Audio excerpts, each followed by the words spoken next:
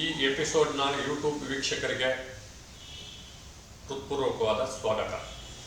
ನಾನಿವತ್ತು ಊರಿಗೊಂದು ಕೆರೆ, ಆ ಕೆರೆಗೆ ನದಿ ನೀರು, ಅದ್ರ ಬಗ್ಗೆ ನಾನೊಂದು ಮಾಹಿತಿ ನೀಡ್ತೀನಿ. ಏನಿದು ಊರಿಗೊಂದು ಕೆರೆ, ಆ ಕೆರೆಗೆ ನದಿ ನೀರು? ಇದು ಸುಮಾರು ನಮ್ಮ ನೀರಾವರಿ ತಜ್ಞ GS ಪರಮೇಶ್ವರಯ್ಯನವರು, GS ಬಸವರಾಜ್ ಅವರು ಮತ್ತು ನಾನು ಈ ಪಾಯಿಂಟನ್ನು ಊರಿಗೊಂದು ಕೆರೆ, ಆ ಕೆರೆಗೆ ನದಿ ನೀರು ಅಂತ ಮಾತಾಡ್ಕೊಂಡು ಇದನ್ನು ಘೋಷಣೆ ಮಾಡೋದು. ಎಲ್ಲಿಂದ ತನಕ ಹೋಯ್ತಿದ್ದು ಅಂದ್ರೆ ಪ್ರಧಾನಮಂತ್ರಿಯವರ ತಗೊಂಡು ಮುಖ್ಯಮಂತ್ರಿಗಳು ಇದೇ ಹೆಸರಲ್ಲಿ ಊರಿಗೊಂದು ಕೆರೆ, ಆ ಕೆರೆಗೆ ನದಿ ನೀರು ಅನ್ನೋದೇ ಹೋಯಿತು. 2012ರಲ್ಲಿ ನಾನೊಂದು ಪುಸ್ತಕ ಬರೆದೆ, ನಾನು ಊರಿಗೊಂದು ಕೆರೆ, ಆ ಕೆರೆಗೆ ನದಿ ನೀರು ಅಂತ. 12 ವರ್ಷ ಆಯಿತು.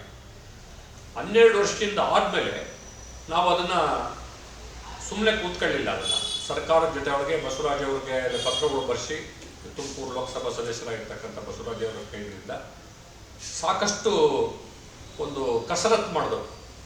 ನೋಡಿ, ಊರಿಗೊಂದು ಕೆರೆಗೆ ಅದು ಸಾಮರ್ಥ್ಯ ನಮ್ಮ ಜಿಲ್ಲೆ ಒಳಗೆ, ನಮ್ಮ ರಾಜ್ಯದಲ್ಲಿ ಸುಮಾರು 38,608 ಕೆರೆಗಳು ಅವೆ ಅಂತ ಹೇಳ್ತಾರೆ. ಕೆರೆಗಳು ಅದು ಪಕ್ಕಾ ದಾಖಲೆ ಅಂತೂ ಅಲ್ಲ. ಅದನ್ನ ZP, ಜಿಲ್ಲಾ ಪಂಚಾಯತ್ ಅವು, ತಾಲೂಕು ಬೋರ್ಡ್ನವು, ಮೈನರ್ ಇರಿಗೇಷನ್ ಎಲ್ಲ ಸೇರಿದ್ದಾವೆ ಅಂತವೆ. ಇನ್ನು ಪಕ್ಕ ಮಾಡಿದ್ಮೇಲೆ ಅದು ಹೆಚ್ಚು ಕಮ್ಮಿ ಆಗ್ಬೋದು, ಅಂದಾಜು ಎಷ್ಟಿದೆ ಅಂತ ಇಟ್ಕೊಳ್ಳೋಣ. ಇದು ದಾಖಲೆ, ಸರ್ಕಾರಿ ದಾಖಲೆ. ಇಷ್ಟು ಕೆರೆ ನೀರು ತುಂಬೋದಕ್ಕೆ ಕೆಪಾಸಿಟಿ ಎಷ್ಟು ಅಂತಂದರೆ 350 TMC. 38,000 ಕೆರೆಗಳು ತುಂಬಕ್ಕೆ 350 TMC ನೀರು ಸಾಕು. ಅದರಲ್ಲೂ ಒಂದು 25% ಹೂಳು ತುಂಬಿಕೊಂಡು ಹೋಗ್ಬಿಟ್ಟಿದೆ ಕೆರೆಗಳಲ್ಲಿ. ಯಾವುದೋ ಕಾಲದಿಂದಲೂ ಬಂದು ಹೂಳನ್ನು ನಾವು ತೆಗೆದಿಲ್ಲ. ಹೂಳು ತುಂಬಿ ತುಂಬಿ ತುಂಬಿ ತುಂಬಿ ತುಂಬಿ ಕೆರೆಗಳಲ್ಲಿ ಇದು ಮಾಡಿ ಆ ನೀರು ನಮಗೆ ಸಿಕ್ಕಂಗೆ ಹೊರಟೋಗ್ತಾ ಇತ್ತು. ಆಮೇಲೆ ಎನ್ಕ್ರೋಚ್ಮೆಂಟ್ ಆಗಿದೆ. ಕೆರೆಗಳು ಹೂಳು ತುಂಬಿರೋದೇ ಅಲ್ಲ, ಎನ್ಕ್ರೋಚ್ಮೆಂಟು ಆಗಿ ಅದು ಇದು ಸೇರಿಸಿ ಒಂದು 50% ನಮ್ಮದು ಟ್ಯಾಂಕ್ ಕೆಪಾಸಿಟಿನೇ ಇಲ್ಲ ಇವತ್ತು.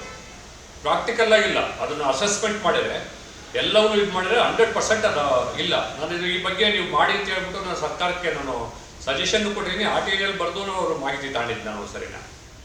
ಆಮೇಲೆ ಅಲ್ಲಿ 25% ಒತ್ತುವರಿ ಬಿಟ್ಬಿಡಿ. 25% ಹೂಳು ಹೋಗಿದ್ದು ಬಿಟ್ಟರೆ ಇನ್ನು 50% ನೀರು ತುಂಬೋದು. 50% ನೀರು ಒಂದೆಷ್ಟು 175 TMC ನೀರಾಗುತ್ತೆ. ಇಡೀ ರಾಜ್ಯದ ಎಲ್ಲ ಕೆರೆಗಳಿಗೂ ತುಂಬಿಸಿ. ಈಗ ನಮ್ಮ ರಾಜ್ಯದಲ್ಲಿ ಅನ್ಡಿಸ್ಪ್ಯೂಟೆಡ್ ವಾಟರ್, ಕಾವೇರಿದು, ಕೃಷ್ಣಾದು, ಗೋದಾವರಿದು, ಈಗ ಎತ್ತಿನ ಹೊಳೆಯಲ್ಲಿ ಒಂದಿಷ್ಟು 23 TMC ಅಂತ ಇರೋದು ಎಲ್ಲ ಸೇರಿ ಯಾವುದೇ ವಿವಾದ ಇಲ್ಲದಲೇ ಇರೋ ನೀರು, ವಿವಾದ ಬಗೆಹರಿದಿರೋ ನೀರನ್ನೇ 1246 TMC ನೀರಿದೆ. ಅದು ಪ್ರಾಜೆಕ್ಟ್ ನಾವು ಮಾಡ್ತಾ ಇದ್ದೀವಿ. ನೋಡಿ, ಅದ್ರಲ್ಲಿ 1246 TMC ಒಳಗೆ ಇರಿಗೇಷನ್ಗೆ ಕೊಡಕ್ಕೆ ಮಾಡಿದ್ದೀವಿ, ಕುಡಿಯೋ ನೀರಿಗೆ ಕೊಡಕ್ಕೆ ಮಾಡಿದ್ದೀವಿ, ಇಂಡಸ್ಟ್ರಿಯಲ್ಲಿ ಕೊಡಕ್ಕೆ ಎಲ್ಲದಕ್ಕೂ ಮಾಡಿದ್ದೀವಿ. 15% ನೀರನ್ನು ಸೇವ್ ಮಾಡಿದ್ರು 175% ಆಗೋಗ್ಬಿಡುತ್ತೆ. ಅಲ್ಲ, 175 TMC ನೀರು ಆಗೋಗ್ಬಿಡುತ್ತೆ. ಇಡೀ ರಾಜ್ಯದ ಎಲ್ಲ ಕೆರೆಗಳಿಗೂ ನೀರು ತುಂಬೋಷ್ಟು ನಮ್ಗೆ ಅಲ್ಲೇ ಸಿಕ್ಬಿಡುತ್ತೆ. ಆಮೇಲೆ ಇದನ್ನು ಮಾಡಬೇಕು ಅಂತಂದರೆ ಒಂದು ಭಾಗ 15% ನಾನು ಅಲ್ಲಿ ಕಡಿಮೆ ಮಾಡಿ ಅಂತ ಹೇಳಿದೆ. ಮೈಕ್ರೋ ಇರಿಗೇಷನ್ಗೆ ಏನಾರು ಚೇಂಜ್ ಮಾಡಿದೆ. ಈಗ MB ಪಾಟೀಲ್ ಅವರು ಇದ್ದಾಗ ಅಲ್ಲಿ ಕಬ್ಬಿನ ಬೆಳೆಗಳಿಗೆ ಮೈಕ್ರೋ ಇರಿಗೇಷನ್ ನಾವು ಮಾಡ್ತೀವಿ ಅಂತ ಮಾಡಿದ್ರು. ಸುಮಾರು ಉತ್ತರ ಕರ್ನಾಟಕದ ಒಂದಲೇ ಅವ್ರು ಮೈಕ್ರೋ ಇರಿಗೇಷನ್ ಮಾಡಿದ್ರೆ 185 TMC ನೀರೇನೋ ಉಳಿತೈತೆ, ಸೇವ್ ಆಗುತ್ತದು. ನೋಡಿ, ಮೈಕ್ರೋ ಇರಿಗೇಷನ್ ಸುಮ್ಮನೆ ನಾವು ಫ್ಲಡ್ ಬಿಟ್ಟು ಬಿಟ್ಟು ಬಿಟ್ಟು ಬಿಟ್ಟು ಬಿಟ್ಟು ಹಾಳು ಮಾಡ್ಕೊಂಡು ಹೋಗ್ತೇವೆ. ಅದನ್ನು ಅವಾಯ್ಡ್ ಮಾಡ್ಕೊಂಡು ಹೋದ್ರು ಅದು ನೀರು ಸಾಕಾಗುತ್ತೆ.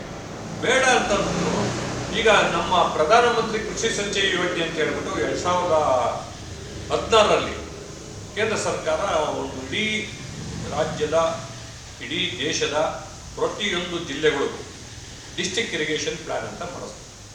ಡಿಸ್ಟ್ರಿಕ್ಟ್ ಇರಿಗೇಷನ್ ಪ್ಲಾನ್ ಅಂದ್ರೇನು? ಈಗ ಸ್ವತಂತ್ರ ಬಂದಿಟ್ಲಿಂದ ಇಲ್ಲಿವರೆಗೂ ಎಷ್ಟು ನೀರನ್ನು ನಾವು ಯಾವ್ದಕ್ಕೆ ಬಳಸ್ತಾ ಇದ್ದೀವಿ, ಇನ್ನು ಪೂರ್ತಿ ಸಂಪೂರ್ಣವಾಗಿ ಎಲ್ಲರಿಗೂ ನೀರು ಕೊಡಬೇಕು ಅಂದರೆ ಕೃಷಿ ಬೆಳೆಗೂ ಇರ್ಬೋದು, ಇಂಡಸ್ಟ್ರಿಗೆ ಇರ್ಬೋದು, ಡ್ರಿಂಕಿಂಗ್ ವಾಟರ್ಗೆ ಇರ್ಬೋದು, ನೀರು ಕೊಡ್ಬೇಕಾದ್ರೆ ಎಷ್ಟು TMC ನೀರು ಬೇಕು ಒಂದು ಅನಾಲಿಸಿಸ್ ಮಾಡಿ ಎವ್ರಿ ವಿಲೇಜಲ್ಲೂ ಅದು ಕಾನ್ಸಂಟ್ರೇಟ್ ಮಾಡಿ ಇಲ್ಲ. ತುಮಕೂರು ಜಿಲ್ಲೆಯಲ್ಲೂ ಮಾಡಿದ್ವಿ ನಾವು. ನಾನು ಆ ಕಮಿಟಿ ಮೆಂಬರ್ ಮಾಡಿದ್ರು. ನಮ್ಮ ಮೋಹನ್ ರಾಜ್ ಅವರು ಜಿಲ್ಲಾಧಿಕಾರಿಗಳ ಅಧ್ಯಕ್ಷತೆಯಲ್ಲಿದ್ದ ಕಮಿಟಿ, ಅದರಲ್ಲಿ ನಾನು ಮೆಂಬರ್ ಆಗಿದ್ದೆ. ಈಗ ರಾಜ್ಯದಲ್ಲಿ ಇಡೀ ಎಂಟೈರ್ ಸ್ಟೇಟ್ ಇರಿಗೇಷನ್ ಪ್ಲಾನ್ ಪ್ರಕಾರ ನಾವು ನೋಡ್ಕೊಂಡು ಹೋದರೆ ನಮ್ಮ ರಾಜ್ಯಕ್ಕೆ ಈಗಿರೋ ನೀರು ಬಿಟ್ಟು ಕುಡಿಯೋ ನೀರಿಗೆ 119 TMC ನೀರು ಬೇಕು ಅಂತ ಹೇಳೋದು. ಬರೀ ಈ ಸಿಟಿ ನಗರಕ್ಕೆ ಇನ್ನೂ ಸ್ವಲ್ಪ ಜಾಸ್ತಿ ಬೇಕಾಗುತ್ತೆ. ಈಗ ಇದನ್ನು ನಾನು ಒಪ್ಪಲ್ಲ. ನಾನು ಅವ್ರ ಹತ್ರ ಹೇಳಿದ್ವಿ, ನಿಮ್ಮ ಕ್ಯಾಲ್ಕುಲೇಷನ್ ಇಸ್ ರಾಂಗ್, ಅವಾಗಿಂದ ಲೆಕ್ಕ ಹಾಕ್ಬೇಡಿ ಅಂತ. ಜಾನುವಾರುಗಳಿಗೆ ಒಂದು 15 TMC ಬೇಕು ಅಂತ ಹೇಳಿದ್ರೆ ಒಪ್ಕೋಬೋದು. ಜಾನುವಾರುಗಳ ಸಂಖ್ಯೆ ಕಡಿಮೆ ಆಗಬೇಕಲ್ಲ, ಮೊದಲಷ್ಟಿಲ್ಲ, ಅವ್ರಿಗೆ ನೀರು ಸಾಕಾಗ್ಬೋದು. ಕೃಷಿಗೆ 2562 TMC ನೀರು ಬೇಕು ಅಂತ ಮಾಡೋದು. ನಾವು ಮಾಡಿರೋದಲ್ಲ, ಸರ್ಕಾರ ಮಾಡಿರ್ತಕ್ಕಂಥದ್ದು. ಇಡೀ ಎಂಟೈರ್ ನಮ್ಮ ರಾಜ್ಯಕ್ಕೆ ನೀರು ಕೊಡಬೇಕಾದ್ರೆ ಇಂಡಸ್ಟ್ರಿಗೆ 130 TMC ಬೇಕು ಅಂತ ಹೇಳೋದು. 130 TMC ಅಂದ್ರೆ ಕೈಗಾರಿಕೆಗಳು ದಿನೇ ದಿನೇ ಬೆಳ್ಕೊಂಡು ಹೋಗ್ತಾ ಇರ್ತವೆ. ನೀರು ಬೇಕೀಗ. ನೀರು ಕೊಡಲಿಲ್ಲ ಅಂತಂದ್ರೆ ಕೈಗಾರಿಕೆಗಳು ಹಾಳಾಗಿ ಹೋಗ್ಬಿಡ್ತವೆ. ಕೋಟ್ಯಾಂತರ ರೂಪಾಯಿ ಇನ್ವೆಸ್ಟ್ ಮಾಡಿರ್ತಾರೆ, ಉದ್ಯೋಗ ಕೊಡ್ತಾರೆ. ನೀರಿಲ್ಲ ಅಂತಂದ್ರೆ ಹಾಳಾಗಿ ಹೋಗ್ತವೆ. ಅದರಿಂದ ನೀರಿಗಿನ್ನೂ ಜಾಸ್ತಿ ಅಲೋಕೇಶನ್ ಮಾಡಬೇಕು ನನ್ನ ಪ್ರಕಾರ. ಒಟ್ಟು ಇದು 2278 TMC ನೀರು ಇದಾಯಿತು. ಈಗ ನಾವು ಬಳಸ್ತಾ ಇರೋದು 1400 ರೂಪಾಯಿ, 1246 TMC.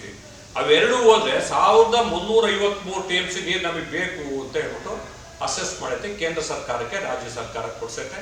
ಇಡೀ ರಾಜ್ಯ ಸರ್ಕಾರ ಅಪ್ಲೋಡ್ ಮಾಡಿದೆ. ಇದಕ್ಕೆ ಆಲ್ಟರ್ನೇಟ್ ನಾವು ಕೊಡಬೇಕಾಗತ್ತಲ್ಲ. ಈ ನೀರನ್ನು ಊರಿಗೊಂದು ಕೆರೆಗೆ ಆ ನೀರು ಕೊಡೋದಕ್ಕೆ ಇದು ಸಂಪೂರ್ಣವಾಗಿ ನೀರಿನ ಅಗತ್ಯಗಳು ಎಲ್ಲೆಲ್ಲಿದೆ, ಹೇಗಿದೆ, ಯಾಕೆ ಮಾಡ್ಬೋದು ಅಂತಕ್ಕಂಥದ್ದನ್ನು ನಾನು ಮುಂದಿನ ಎಪಿಸೋಡ್ನಲ್ಲಿ ನಾನು ಕಂಟಿನ್ಯೂ ಮಾಡ್ತಾ ಇದ್ದೀನಿ. ಈಗ ಇದುವರೆಗೂ ತಾವು ನಮ್ಮ ಚಾನಲನ್ನು ವೀಕ್ಷಣೆ ಮಾಡತಕ್ಕಂಥವ್ರಿಗೆಲ್ಲರಿಗೂ ನಾನು ಧನ್ಯವಾದ ಅರ್ಪಿಸ್ತೀನಿ. ಸಬ್ಸ್ಕ್ರೈಬ್ ಮಾಡಿ, ಶೇರ್ ಮಾಡಿ, ಬೆಲ್ ಬಟನ್ ಒತ್ತಿದ ಮುಖಾಂತರ ಸಬ್ಸ್ಕ್ರೈಬ್ ಮಾಡಿ, ಶೇರ್ ಮಾಡಿ. ಇದು ಅಭಿವೃದ್ಧಿಯ ವಿಚಾರಗಳಾಗಿರೋದ್ರಿಂದ ಎಲ್ಲರಿಗೂ ಮನವರಿಕೆ ಆಗಲಿ ಅಂತೇಳಿ ನನ್ನ ಮಾತನ್ನು ಮುಗಿಸ್ತೇನೆ. ಮತ್ತೊಮ್ಮೆ ಧನ್ಯವಾದಗಳು. ಜೈ ಹಿಂದ್, ಜೈ ಶಕ್ತಿಪೀಠ.